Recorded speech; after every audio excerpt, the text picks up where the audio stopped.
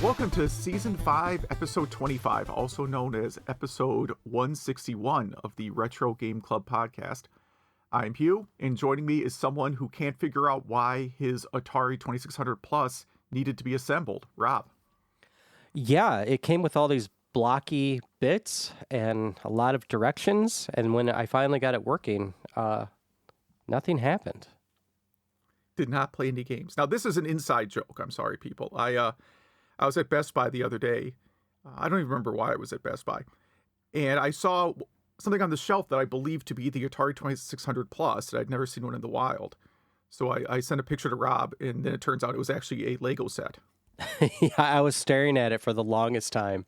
Because if you look at the box, it looks like you're buying a console. Mm-hmm.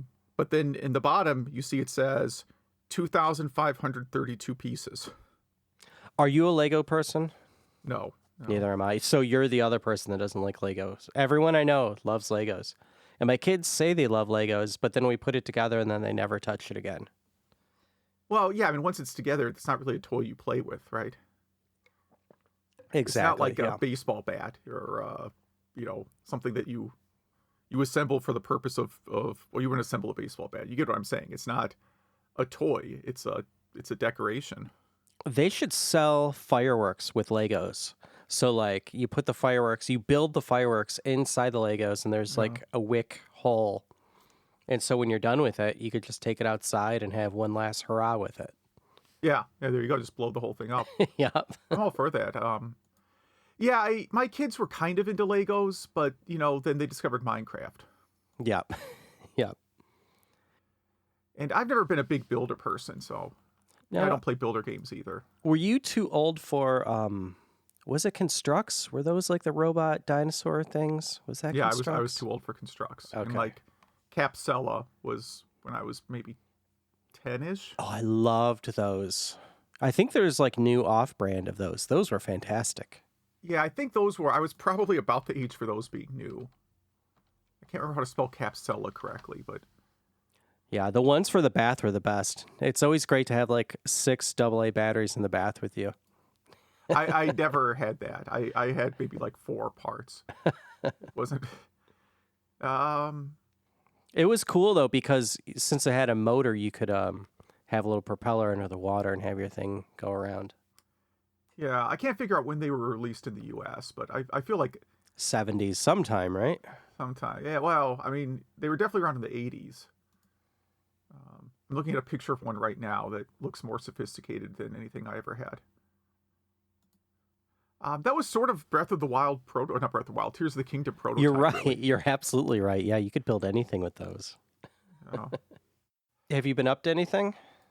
Yeah, I actually posted like 3 articles in the past week, although 2 of them were things I wrote like back in this winter. When I have a lot more free time. Yeah. So it was sort of weird. Like a couple of years ago, like during quarantine, I posted this walkthrough for JB Harold Murder Club. Are you familiar with this article I wrote? I wouldn't expect you to. No, I probably talked on the show once. But since then, over 3 years, I've had people like contact me that they used it for like speed runs and stuff. Nice. Like the only person who's done a JB Harold speed run used my guide, which I guess was kind of neat. and then someone sent me an email asking about like, I'm kind of stuck. Could you just, if you edit the save game, you get like a checksum error when you reload it. Like, I just want to get to the ending and I need to just flip the bits that I'm stuck on. Can you help me? Yeah. And I'm like, I don't know, it's got a checksum on the RAM. So like when it saves the game, it stores some value to validate that the RAM isn't corrupt. I'm like, I don't know, is that hard to figure out? And it took me like 2 minutes. So really, it was really easy. How do you walk me through how you do something like that? Like, where did you start? I have 2 save states, right? And I compare I wrote a program just to do byte by byte compare of 2 files and spit out the differences, right? Mm-hmm. That's easy. That's like, you would learn that first year of computer science, probably. And so I took 2 save games where like I knew the bits that, like, I already had this program written to compare the save states because I was trying to figure out where, different events were saved. Mm-hmm. And I found that at the start of each save file, there is just a number appended. And on a blank save file, where the save file is named, save file 1, and a blank save file where it's named save file 2, there's a 1 byte difference in this sum, right? Uh-huh. So I'm like, oh, okay, so if you add all the bits, you probably get that number that it's storing, right? Like most of the time, like old school video game checksums are just like, I'm going to add all the bits and store that number separately. Mm-hmm. And that's because like if the battery gets corrupt or something, like, oh, battery's corrupt, I can't load this game. I don't really think people were thinking about hackers back then. Yeah. Because I mean, hacking a TurboGrafx CD save RAM in like 1991 would have required like $10,000 of computer hardware, probably. Yes. Right? No one's going to do that. That's also why like there's no copy protection on those CDs, right? Because a CD writer was $500 and a blank CD was $12. Okay, so wait, I'm sorry, I have to cut you off for a second. Yeah. So, TurboGrafx CD games. Yeah. When you put them in an audio player, it's a woman saying like, this is only for TurboGrafx CD. If you keep playing this, it'll ruin the CD. And how could it ruin the CD? It's not a different kind of laser in there. No, it's not the CD. No, it's track 2 on all the games is a data track. Mm-hmm. So it will blow out your speakers potentially. That's what she meant. Okay. Yeah. I thought she said it ruined the game. I could No, it ruins the speakers. Or Okay. could ruin the speakers. But if you skip that track, then you can just listen to the music if you're square waves over and over again through your hi-fi audio system. Right. You could ruin your ears perhaps. Yeah. But you definitely don't want to play the data tracks. No. So anyhow, but so the memory is saved on a battery inside the console, right? And they're worried about that thing getting corrupt. Mm-hmm. And so I just again have a program, took 2 minutes to write, add up all the bytes. It doesn't get the number; it actually gets 0,000 minus the number it's storing. So it's negating all the bytes instead of adding them. I'm like, oh, okay, well that's kind of neat. Mm-hmm. And that's it. That's really all there is to it. Okay. And then I just demoed real quick that you could just start a game and set some events and the game is done, and then correct the checksum, and then it all works. Nice. I mean, this was literally like 15 minutes of work. Did this guy write you back and thank you? Yeah, we've actually traded a few emails, so cool. It can be done. But that's the problem. The problem with JB Herald is that if you get stuck, like if you do any events, you can get into unwinnable game states really easily, and it's hard to figure out what you did wrong. Mm. And if you know what to do, it's only like an hour-long game. Okay. So that's probably why. I don't know why they designed it this way, where you can get into like an unwinnable state very, very easily. There wasn't a lot of QA back then. Yeah, it could have been by design. I mean, maybe their thought process was if you make a mistake, you should start over, but it never tells you like you're in an unwinnable state. Mm-hmm. There are a couple other games I've played where you can get into an unwinnable state and the game tells you that. Oh, really? Yeah, like Phantasy Star 3, you can get at the very, very beginning of the game, you can get into like you are stuck permanently. And it tells you. It tells you like, oh, you really did something stupid and now you're stuck. Wow. So that's a fun one, for example. I feel like some of the Sierra or Lucas games, you have to be able to do that on accident too. Yeah, I thought one of the King's Quest games, maybe it was 5. There's like, if you don't get an item at the beginning of the game, you just can't win. That's right. Yeah. Yeah. It's like the mouse that runs by or something. It's something. Yeah. And then I posted 2 like Christmas themed catalogs. I actually just gave these like back in March. I don't remember what I said about them. But one is from November 2003, which I don't have a lot to say about because I like had a newborn in the house. I really wasn't playing a lot of games in Christmas time 2003. Uh-huh. And then the other is December 94, which the thing that struck me most about December 94 is like if you compare like the Christmas 93 catalog to a Christmas 94 catalog, they're 80% the same. Yeah. I mean, you have like the 32X now, but it's mostly the same stuff. Mm-hmm. And then the 95 catalog, it's like every single thing in the 94 catalog is obsolete garbage. Nice. Like everything. Because in 95, you had the Saturn, the PlayStation, and Windows 95. Yeah. Right? Yeah. And then suddenly all the DOS programs, all the Genesis, Super Nintendo, all of it, just trash. Pentiums were burn more up. widely available. Yeah, like just everything in here is gone. That to me was the most surprising thing looking at this, is just how quickly it all just disappeared. Yeah, yeah. And also, speaking of CD-ROM kits, hold on, there is a page. Did I? Page 15.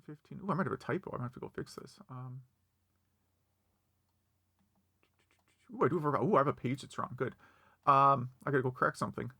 There is a page of CD-ROM kits that is really interesting to see once I actually link it correctly. Nice. But those are, $4.79 for like a CD-ROM kit. What do you mean CD-ROM kit? Like a kit to install a CD-ROM drive into your Okay, in your computer. Yeah. What else did I put in my notes? It's been a while since we recorded. Oh yeah, I saw a really depressing retro gaming thing in the past week. I was at the grocery store and they had a big like cardboard cutout for Frogger Scratch and Win tickets. Mm-hmm.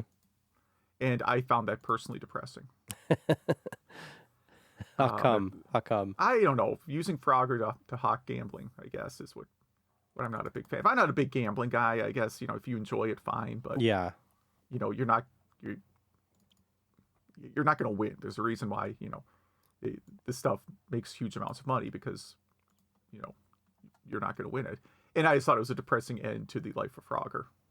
Yeah, I mean, the life of Frogger, I think, ended with that PS1 game. That was bad. The PS1 game? Okay, yeah. That's fair. That was bad. That is, what else? Did I have anything else in the notes? Well, yeah, I mean, there's a couple articles I read that were kind of funny. One was good. It was about GamesIndustry.biz did a piece about Atari's refocus on retro and less of their focus on NFTs and other scammy things. Mm-hmm. So I thought that was pretty cool to read.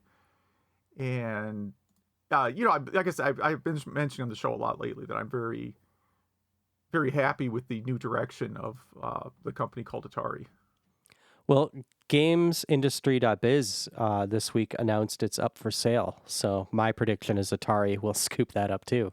Oh, that's a really interesting observation, because Atari has been scooping up a lot of websites. Part of this article is about modern Atari buying websites. Yeah, it might be a self-fulfilling prophecy. What else is going on? Sorry, I'm still fascinated over how I managed to post something with a broken link already. And then the other part, so the the Grand Theft Auto 6 trailer is coming out. Mm-hmm. And really one of the funniest sites on earth is the Hard Drive. You're familiar with their work? Yeah. So they posted something. I'm trying to read I can read the headline here. Grand Theft Auto 6 revealed to use Grand Theft Auto 5 map, but with added sky islands and new underworld. Like, yeah, perfect. That is perfect. I did like Tears of the Kingdom, but I do wish it had a new map, which is kind of what this article's about. Yeah. Like, people have wanted for a long time to... Obviously, people have been waiting a long time for this game, so they might be wanting a new location, but that's a lot of work. The game cost $1 billion to make, and we need to ensure it sells, and people we know already love Los Santos, but we don't want to give them the exact same map, so the Sky Islands and Underworld will add to the experience. That is great. On the islands will be the exact types of activities as on the ground, but now they're in the sky. I was shocked that they were using the same Vice City setting. I mean, there are so many cities in the world that they could use. I think it is brilliant. Like, literally, I'm all I want out of life is a new Vice City game. Oh, well, you're getting it. So, that to me was my favorite. I don't think I've ever finished a Liberty City game. Mm-hmm. Like, I started many of the games set in Liberty City, and never finished one because I didn't like the map. I didn't particularly love the setting, and that's about it. Just was not really my thing. And Vice City has always been the setting that was my favorite. Like, I've played through Grand Theft Auto Vice City for, I don't know, 10 times maybe, in different versions. The PC version was really my favorite. It's sort of funny. I wrote an article also this year. I get bored in January. Spotify Wrapped came out. I'm sorry, this is really off topic. You do Spotify. You do Spotify? No, but I know about rap because literally everyone posts it everywhere. Okay, so yeah, most people I know who have ever done like an indie band or some kind of indie music, they all seem to hate Spotify and refuse to use it. Yep, that's me. Yep, I don't use it. Yep. Okay, but one of the things that they do in Wrapped is this year is they show you what are your most what months did you listen to music the most in? Mm-hmm. Like it shows like your favorite artists and like what month you listen to them the most. And like all of mine were January. like just January. And I think the reason for that is again extreme boredom, right? January in the Midwest is not great. It is not. It's not. It's a absolutely horrible time. And yeah, so like this article I wrote about the new like Grand Theft Auto remakes, like I played through those even. I played through the Los Santos or San Andreas, sorry. And I played through Vice City, but even on that one, I just could not finish Liberty City. Just do not like the setting. Can't get into it at all. Which is a shame because there are some good things about it, but no, I just couldn't get into that game at all. So I'm glad they're reusing Vice City because it was my favorite setting, and I played that game a lot, and I would play it again. It is the only one that I finished too. I liked GTA 3, but it was mostly because it was something new. No one saw before. And then Vice City was the perfect upgrade to it. It was funny, it was fun, great music, and you could do all that crazy stuff. Yeah, I probably beat it twice, I think. Probably both times on the PS2. Yeah, I mean, I played it on the PS2, and then I got the PC version, played that. In the PC version, I made a save. Like I did all the secret packages and stuff, and then created a save after doing all the secret packages, so I could just if I ever wanted to do a playthrough where I didn't have to do all the go find random item stuff that's already done. You know what I mean? Yeah, yeah. So I played through it on PC a couple more times, and then like I said, I tried the remake, and man, those are some buggy games. Oh yeah, yeah. I was really kind of surprised how broken those games were. I mean, the San Andreas game, there is a mission that is just misplaced on the map. It's in the sky. It's hard to describe, but if you've played the San Andreas remake, you know what I'm talking about. There's a property you have to buy to advance one of the stories. But the property marker, instead of being at the location, is way up in the sky over a river. This is not a joke. You can. When I saw it, I'm like, is my copy glitched or something?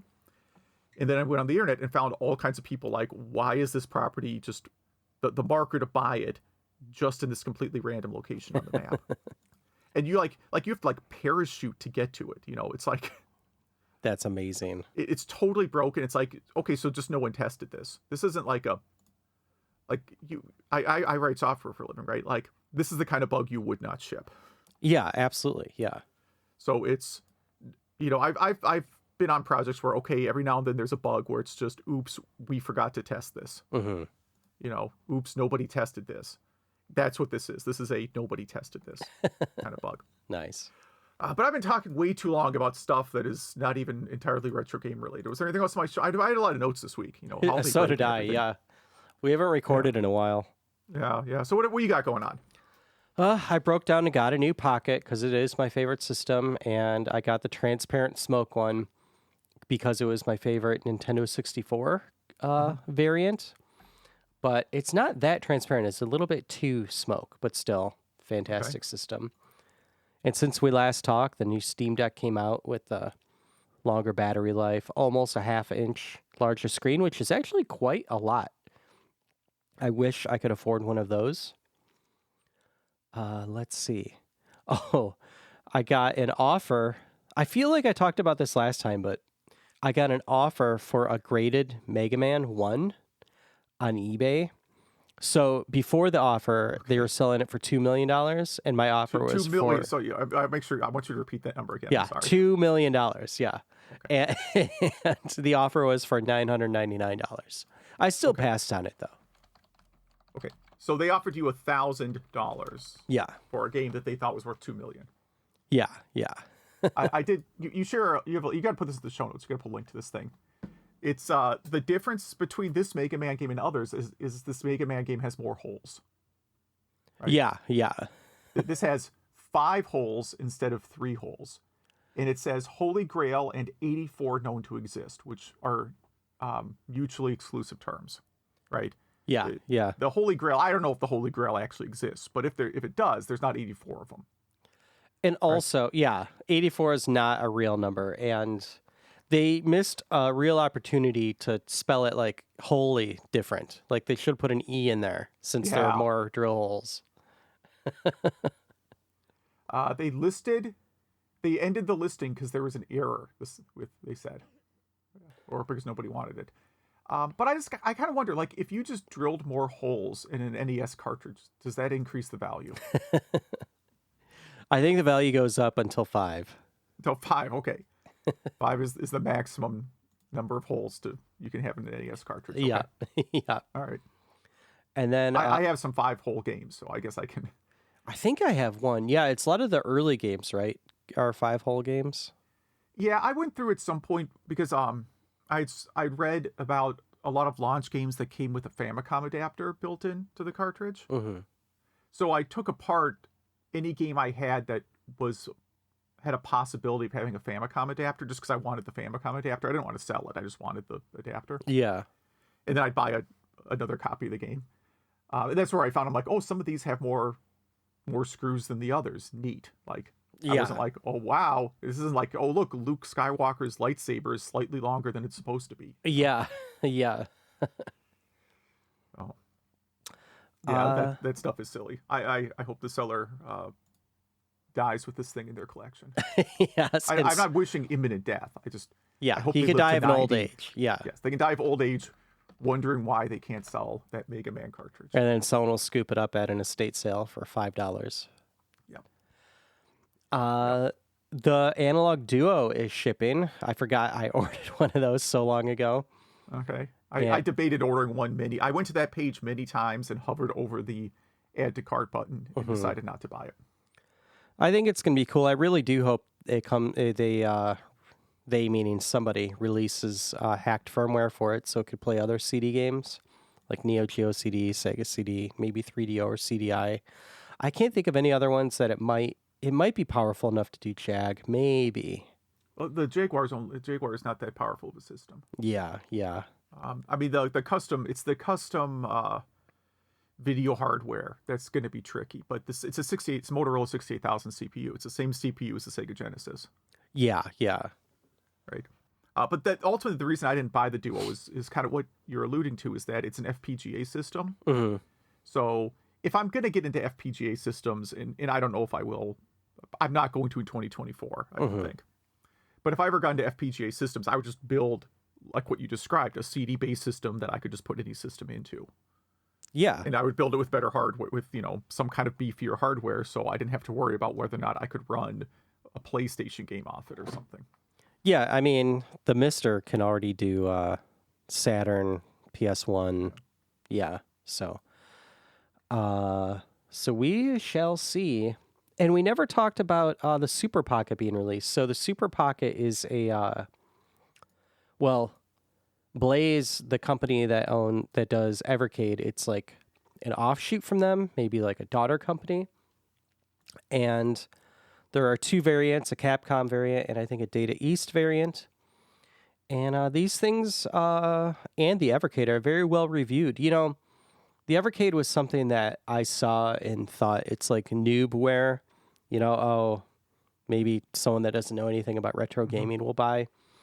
And it turns out people love this stuff. So I am thinking about it. Maybe Santa will bring me one for Christmas or something. But there are a lot of cool carts for it that you don't see really anywhere else.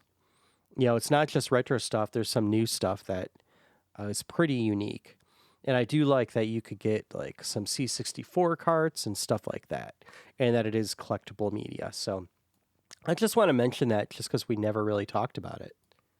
It has a link on the page to some very poorly reviewed item called the Kin Hank Super Console Cube X3 Retro Video Game Consoles, built in 45,000 games, Android 9 Core E System S905X3 chip compatible DC arcade. Well, this is on Amazon, right? This is on Amazon. That's the full name of the thing. Yeah. Yeah. But it has very bad reviews, and it's in a fake NES case. And says, this is kind of a... I'm actually sort of fascinated by this system. This just looks like one of these Android streaming boxes, but in a case. In a case that looks like a Nintendo. Like a Nintendo system or a Nintendo cart? An NES. Like an Okay. NES. They have another variant that looks like a Super Famicom, it looks like, and another variant that looks like a scaled down Xbox. The reviews are terrible, though. Of course, so, yeah. I mean, Nice. Amazon does put like the good reviews high. Amazon is more like Alibaba. Every year it gets more like Alibaba. Yeah, a lot of the feedback is that this is totally illegal. Have you messed with or seen an Evercade device up close? No, I don't think I have. Yeah, so I'll let you know if I dive into that at all. I do have a prediction for next year that Analog will release a Pocket XL that looks kind of like a Steam Deck. I don't know why. Okay. I just think they're going to do that. What else do I have? Oh, we talked about Marvelous Marvin's Mechanical Museum. It's a famous arcade in the area. It has a lot of really old mechanical stuff, but also a lot of pinball machines and, like that Mario Kart game, like more modern stuff like that too. But it might be demolished. The landlord wants to sell to a Meyer Superstore. Oh, okay. Well, that's probably a bunch of money. Yeah, so hopefully they could figure that out because that place literally is a museum. Yeah, I think we talked a lot about non game club stuff. I guess maybe we should start a podcast. We're only about half an hour in. We are, yeah. So, well, I don't know. There's some news items. Some of them are interesting. Some are kind of quick ones. So Infocom, one of the old Infocom guys, posted the runtime to GitHub for basically all their old systems. So they opened up.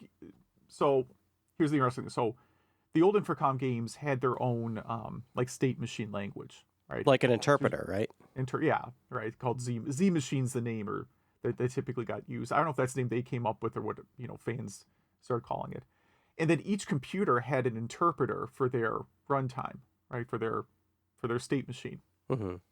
So that way they weren't reporting these games every time. They could write the games once, and they'd instantly run on every system that supported the virtual machine, the state machine spec, right? Yeah.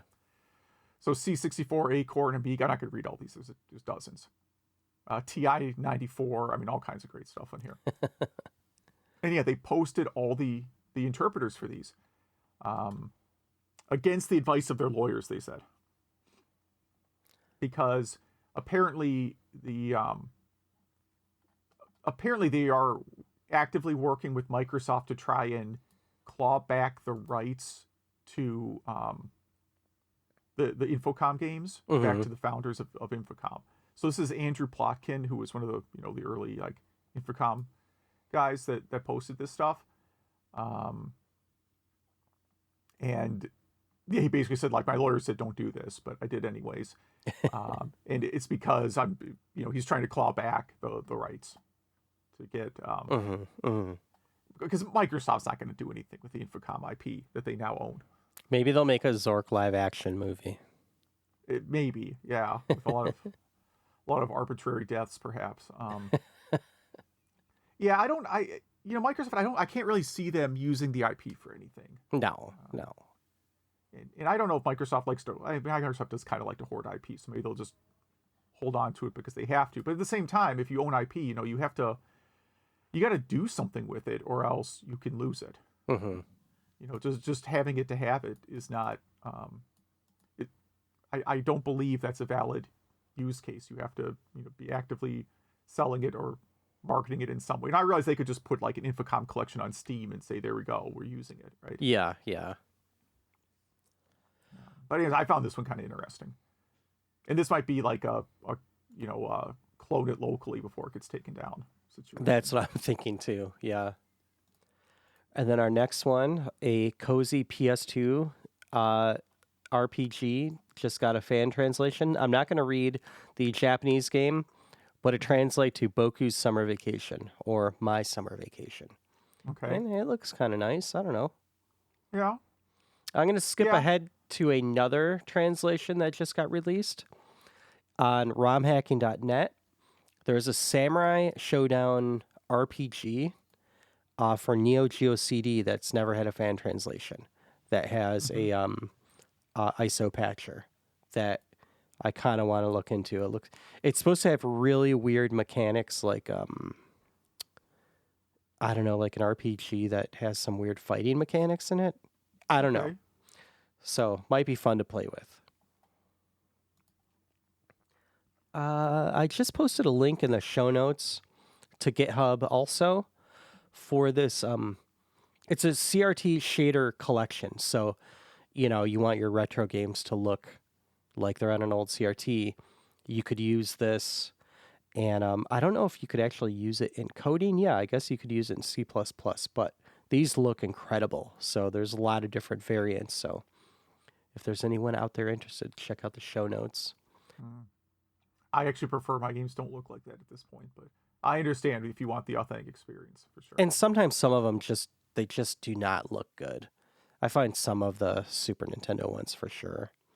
Maybe Sonic, because of like the waterfall effects and stuff. But what else do we have here? Atari 50 is dropping an update. I just want to add, I still, if you really want an old school experience, I still do have, I verified, I do have the Dreamcast RF adapter still. That's funny. So if I want a real experience? Yeah, if you want the experience, I mean, you wouldn't because the Dreamcast didn't ship with an RF adapter. Yeah. But if you want the experience of, I'm playing a Dreamcast on this, like, TV in my parents' basement because that's all I'm allowed to play games on. Then I can do that. I guess you could hook it up to a black and white TV. Yeah, 70s TV. Yeah. But then, Atari 50 dropped another update. So some more games in there. I didn't really look at which games. Let's see. Joust, Pitfall, Frogger. Were those not in there before? Are those confirmed? Or is that the article I read was like, here are the games we wish they'd include. Okay, maybe that. So I'm like, okay, well, yes, but the Nintendo Life one is like, these are the games we wish they would include. That's right. Which again these are not Atari IP games. Exactly, yeah. But having Empire Strikes Back in there would be good. It would be, but that was not published by Atari, and I assume Atari does not own the rights to that, right? Because that was in a different style cartridge that was published by is that Parker Brothers? Did they put that? I feel like it is, yeah. And Joust, of course, is Midway. Frogger is now Illinois State Lottery. I think must own it. Yeah, but actually Warner Brothers does because Seinfeld bought it for that joke. Did they just license it or did they outright buy it? They bought it. Really? I'm pretty sure that's the story. Let me look it up quickly. The entire Frogger IP for a one-time joke? Frogger IP. Let's see. I mean, the Frogger IP might not have been worth anything that was probably like 95, 96. Well, so as of 1997, Hasbro Interactive owned the Frogger IP. And they've continued to release. I think Hasbro still owns the IP. Okay. Perhaps licensed to the show, or I imagine that's good free advertising for you. Yeah, to be on like the most popular sitcom of the time. So maybe you didn't even have to pay them much to use it. Yeah. Let's see here. But I think it's still owned by some successor of Hasbro. That's probably, you read the article, it just kind of goes on like different releases. So I don't Yeah, that I must don't not. I know. must have. That was a Mandela effect for me, I think. It was, yeah, like Shazam or something, right? Exactly. Yeah, Shazam was in Frogger. But before we move on to Game Club, there is something I forgot. I had a few pickups this week. I went to a new game store that I was hoping to pick up some boxed NES games, but they didn't have any I liked. So I bought my first amiibo, little Rob the Robot amiibo. Okay. I will never use it. It'll just sit there on my desk. This Genesis pickup. You know that one? Hold on. I have Subterranea. too many windows open. I don't see it. There it is. Subterranea. Yep. Okay. Yep. I never played that one. I heard that's pretty good. And then another Genesis pickup, Spider-Man X-Men. Have you played that one? That's a brawler, right? That's like a Streets of Rage type brawler. Yeah, it looks like it. Yeah. Yeah.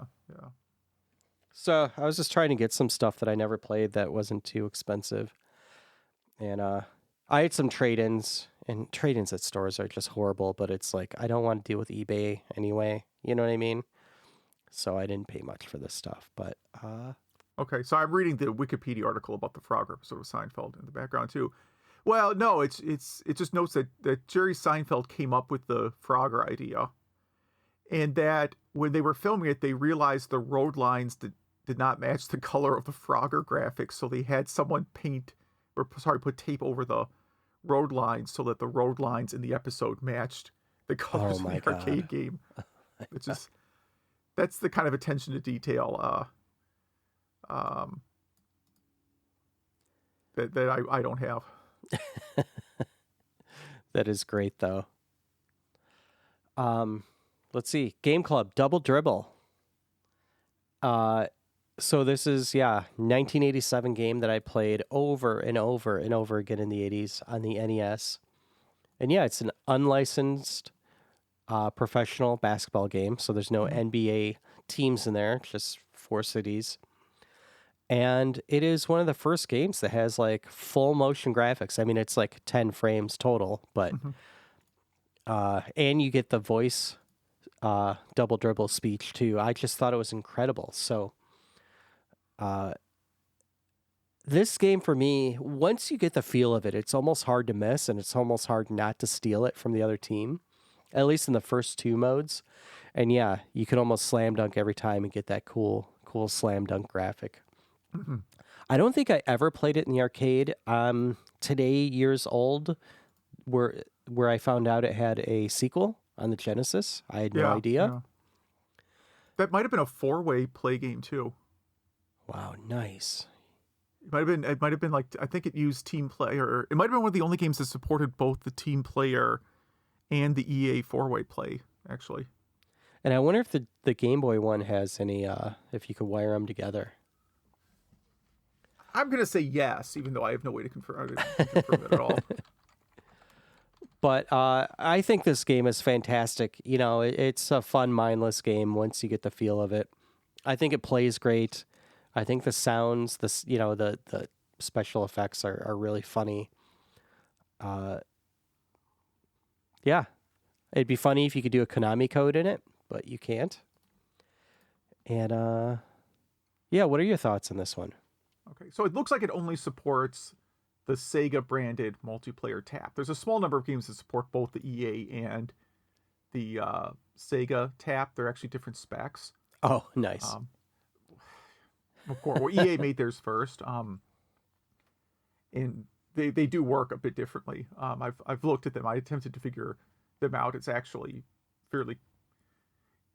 What I don't want to get into Genesis controller programming. It's fairly convoluted how you have to work with these things, and I could see like in like an action game, because you'd have to drop some frames sometimes because you're processing more inputs than you typically would during one cycle. Anyhow, I played it a little bit. I played it with the sound off though, so I forgot about the digital voices.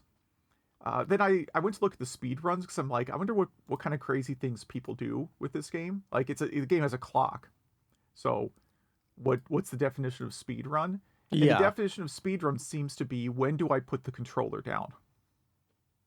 All right, does that make sense? Okay, I guess, yeah.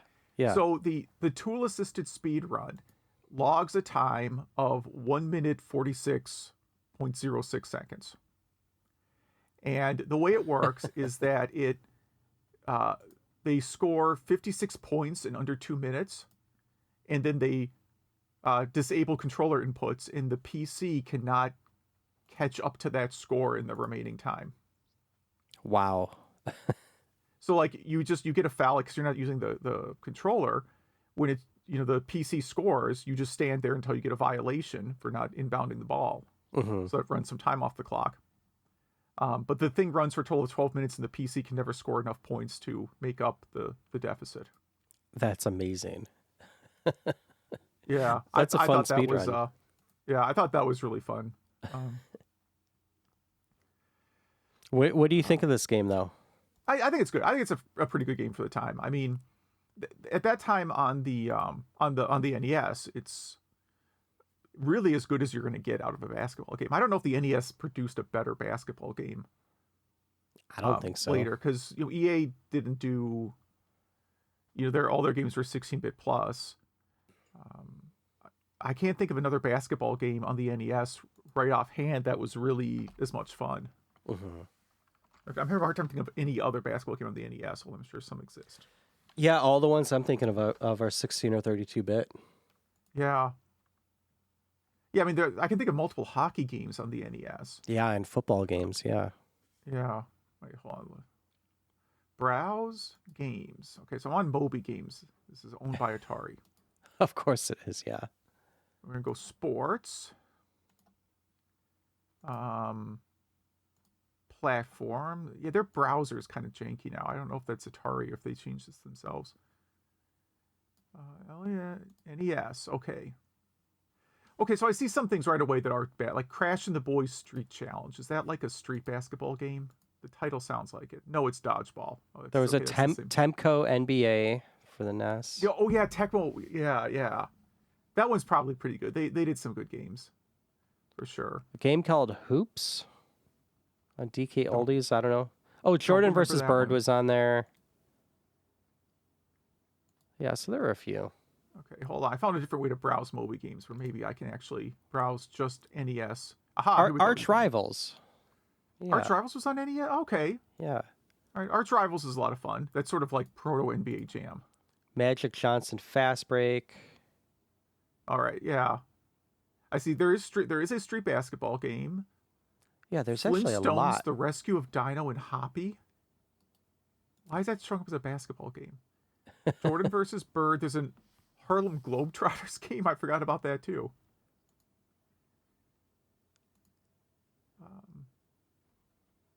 This has to be a mistake that they listed the Flintstones Rescue of Dino and Hoppy. Unless there's like a mini game in there or something. There could be. And yeah, I kind of forgot about the Harlem Globetrotters game. I am not sure if that's good or not. There's also Dr. J and Larry Bird. Okay. Did that make it to the NES? I thought that was Atari and computers.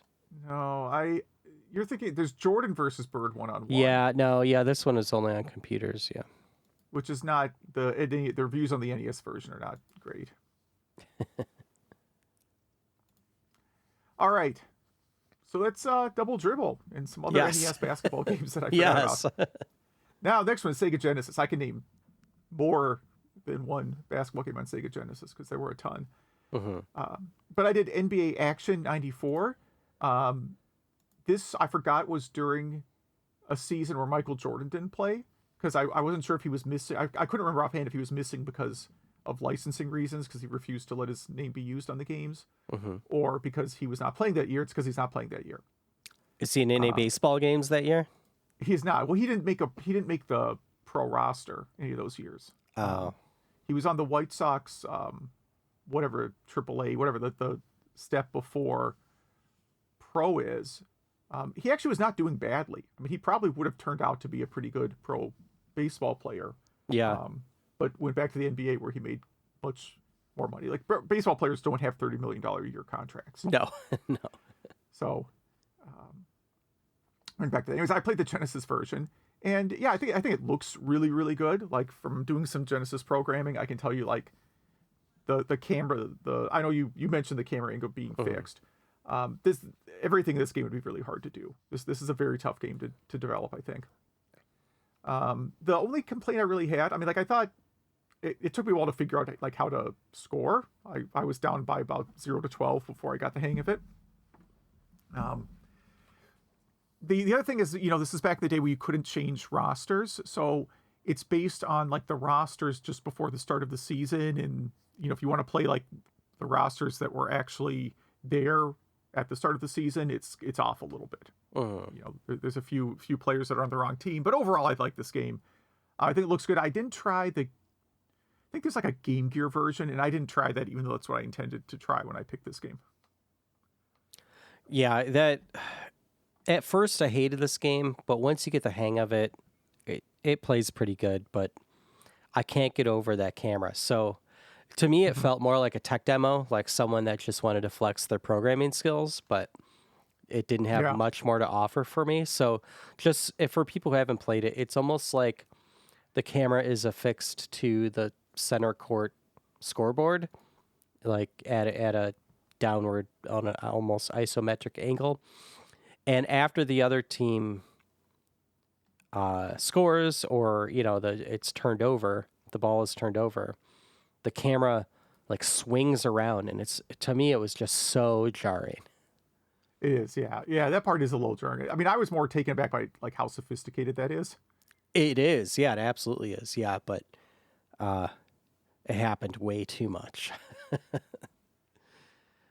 But it gave a cool perspective, and yeah, I liked it. I'd like to try the later games. There were some that came out after this. Yeah, and then at some point this became like EA's the only company making these games. Yeah. Unfortunately, that's the way it goes. What do you want to play for next episode? That is a good. I'm gonna play. I go Dr. Mario 64, which you can play on the Switch right now. Yeah, I've heard that game brought up a lot because of that lately. I'm gonna go Chrono Trigger, SNES. Right. I hear some people like that game. Yes, it's a pretty solid JRPG.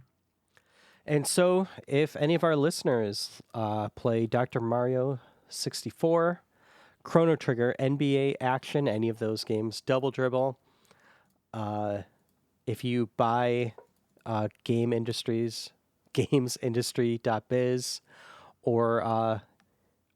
or play any Infocom games, or if you just like two middle-aged guys chatting for way too long, please email us. Email at retrogameclub.net. That is email at retrogameclub.net. All of our links are in our show notes. We have a Discord, a link tree, all the social stuff that Zach takes care of, and all those links are in here. And we do have a few emails this time. You think you could get the first one? Yeah. I'll put if I miss any part of it. It's not on purpose. It's just that I have poor attention span. Majors writes in to talk about Karateka. Mentions his first experience was at a friend's house. The friend had the NES, but they also had a 7800 that was relegated to like a smaller TV in the house. So they would end up taking turns. So like some friends, this sounds like a weekend sleepover or something. So some friends were playing Mike Tyson's Punch-Out, and when you were playing Punch-Out, you would be playing Karateka on the 7800. Oh, that is a bad port. Yeah, I probably should have tried it. I mean, I generally like 7800 games, but I didn't try that one. Yes, I mentioned the game Minotaur for Intellivision, and wanted to know if I was referring to Treasures of Tarman, which I was. So I purposely chose Minotaur because most people listening probably didn't own it in television back in the day. I'm making that assumption, being that it was not the most popular system of its age. So they had a couple Dungeons and Dragons licensed games. But every later release, like all the retro collections, Intellivision Lives collection, the Intellivision plug and play console, if this other system they're releasing ever gets released, they all use different names. So anybody who's like played Intellivision recently or got into it, that wasn't an original like old school Intellivision fan, they know these games as Minotaur or Crown of Kings are the two D&D games. And Minotaur is the like random. They're both kind of random maze games. Yeah. Minotaur is the first person view random maze game, and that's the one that I played the most. Okay. I always really like that game. It can, if you play on the hardest difficulty, that is a really, really tough game. I don't know how much of that game have you played? 0%. 0%. Okay. Yeah, it's a really cool game. It's probably my favorite Intellivision game overall. Writes also about Streets of Rage. He also mentions playing the Game Gear version for a few minutes, and he said it's pretty much what you expect from an 8-bit little brother. Yeah, I can see. This is why I don't read stuff out loud, because I can't do that. You put a bunch of string words together that are hard to pronounce together. Favorite Falcom game? He's going with the very basic pick of East 1 and 2 for the TurboGrafx 16. He has also played it on, first played on MS-DOS with CGA graphics, and thought even that was pretty good. But then when you put it on the TurboGrafx 16, it was like a jaw-dropping experience compared to the old DOS version. Mm-hmm. Also mentions being a fan of what Atari is doing now. Black Friday sales. I did ask people. He did send in some Black Friday deals, although I don't know how much I love these. He just mentioned Ollie's, which is we have like one Ollie's in the whole state of Illinois, I think, and it's in Rockford, so I don't go there very often. Are you familiar with Ollie's discount? Never heard of it. Nope. It's like a Big Lots kind of thing, but their inventory is really kind of dynamic. Like they buy a lot of like overstock clearance items. It's like an overstock clearance item store. Okay. But it's not like just furniture. It's like the most random assortment of things you'll ever see in a store. Anytime I drive by one, I will absolutely stop and go in. You literally will have no clue what you're going to find there at any given time. You might go and it's like 8,000 copies of Twilight or something. Nice. But I love it. It's just weird. I mean, some of it is like, they have like a grocery section even where it's like, oh, look, here's some cereal that was massively unsuccessful but isn't expired yet. So if you were a big fan of like, I'm making this up. I don't think this is a real thing. So if they made like Sriracha Cinnamon Toast Crunch cereal, something like that. Yeah. Like some kind of stoner cereal like that. No one bought it.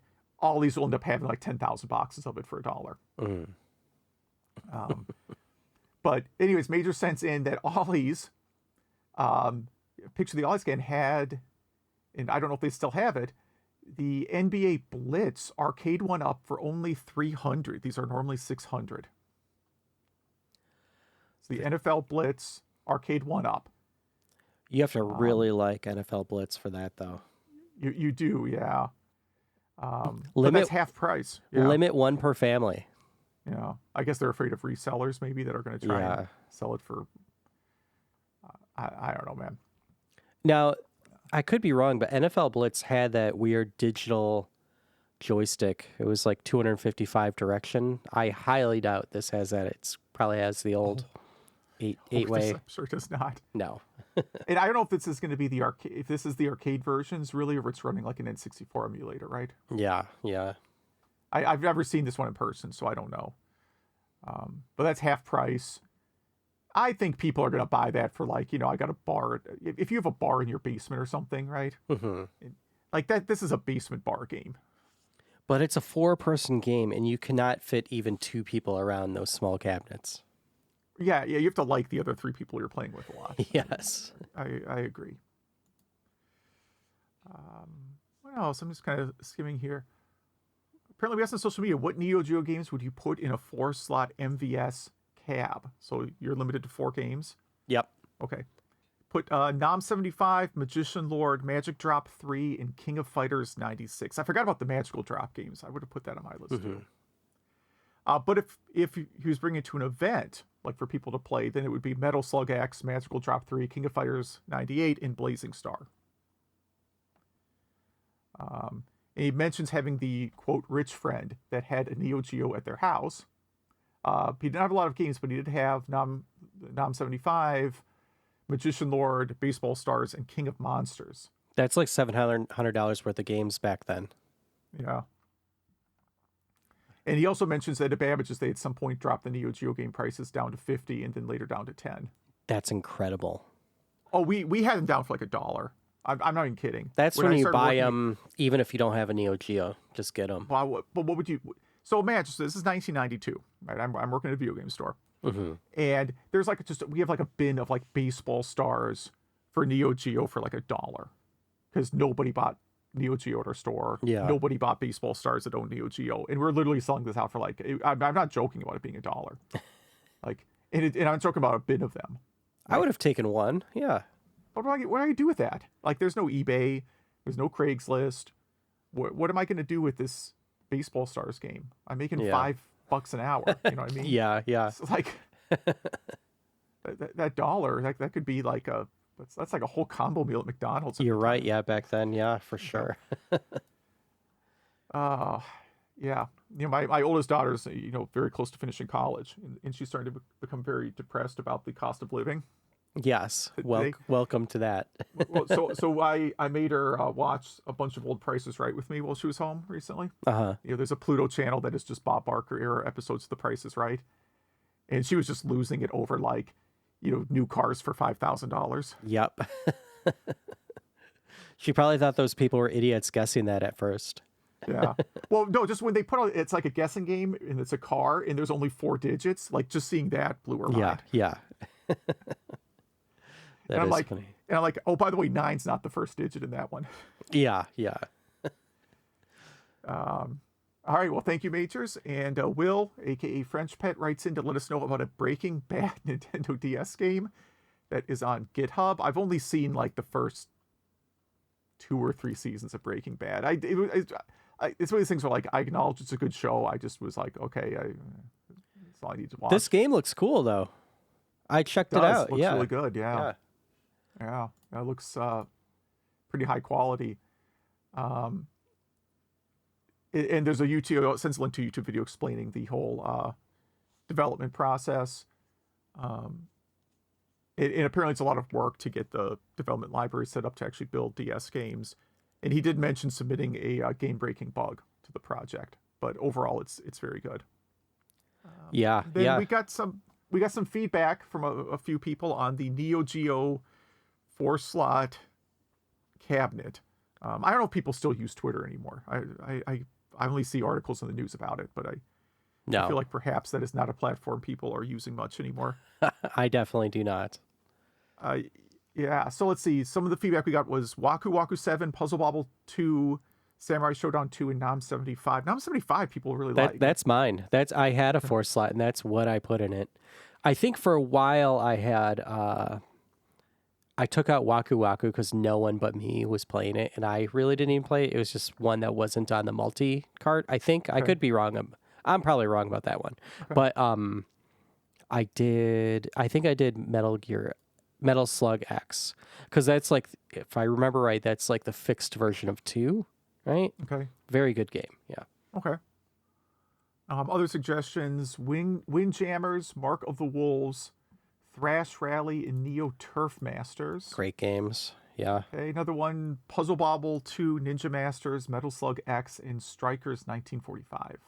Nice, all great games. I want to play all of these now. Now I want to pick a Neo Geo game next. Maybe next episode we both pick Neo Geo games. Okay, I have really played very little Neo Geo outside of like Bust a Move, which I don't think is called Bust a Move on there. Our next question of the episode is, what Evercade hardware are you using or thinking about getting? And really, I'm going to modify that too. If you have any comments on the Evercade, I'm just really interested what other retro game people think about this thing. Okay. We're pretty much at the end, so thank you, Majors and Will, for writing in. And also, Will, French Pet has a podcast. You should check that out too. I actually think Zach helps out with that one as well. Okay. Yeah, that one I don't think that one's on Spotify, but you can download it. I have on my RSS feed reader, whatever you call it. Feeder. And the RSS feed reader thing. Yes. Feedly is the thing I use. And our new Game Club games, which I hope you guys play, are Chrono Trigger and Dr. Mario 64, which you can play on the Switch. You could probably play Chrono Trigger on the Switch. I don't know. Maybe. It is not on the Switch. There is a. I'm on So Steam you just with listed it. off a bunch of things. It's on Steam, and there is a Nintendo DS remake. Yeah, I heard that is good. That one is really good. There is a PlayStation remake. I think I actually bought.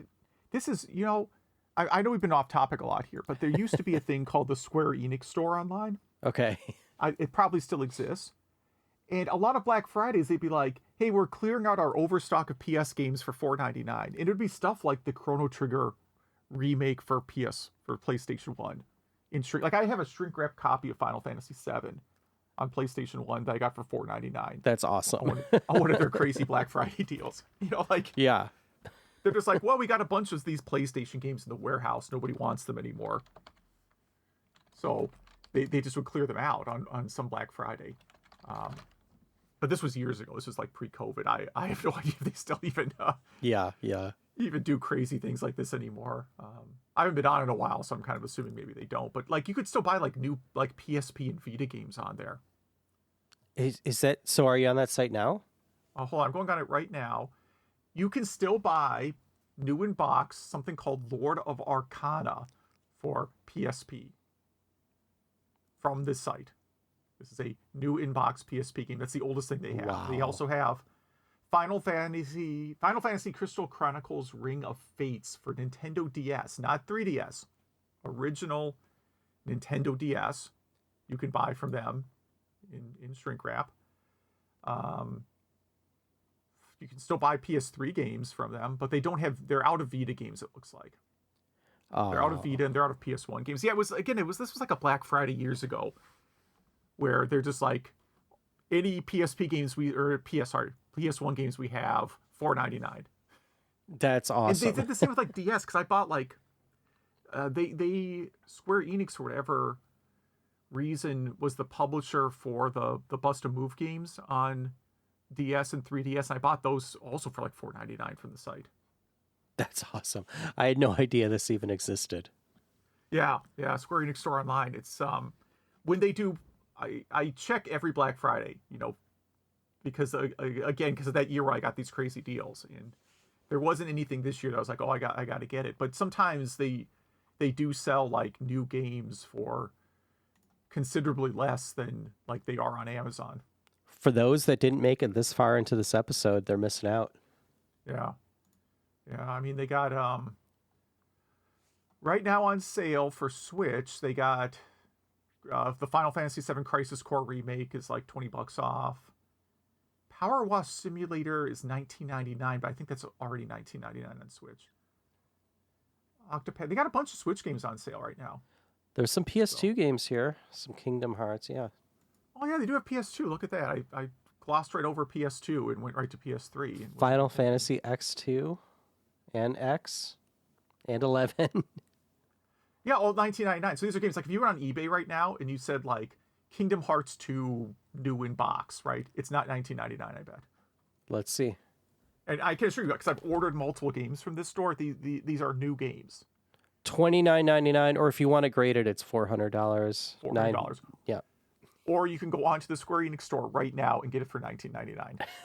That is awesome. That's great. Because they just have a warehouse of this stuff. Yeah, I wish I knew about this sooner. Yeah, oh yeah, great way. If you're looking for like old RPGs, like for previous gen systems, man, there's some. Again, Final Fantasy X is story-wise like one of the best in the series. It's a really solid game. And if you like it a lot, you can buy Final Fantasy X2 brand new for $14.99 for PlayStation 2. Yeah, that's great. Yeah, that's this episode sponsored by Square Enix Store. Yes, yep. Well, we should wrap it up. So email at retrogameclub.net, write us, play the games, and thanks for listening. Yeah, thanks for listening.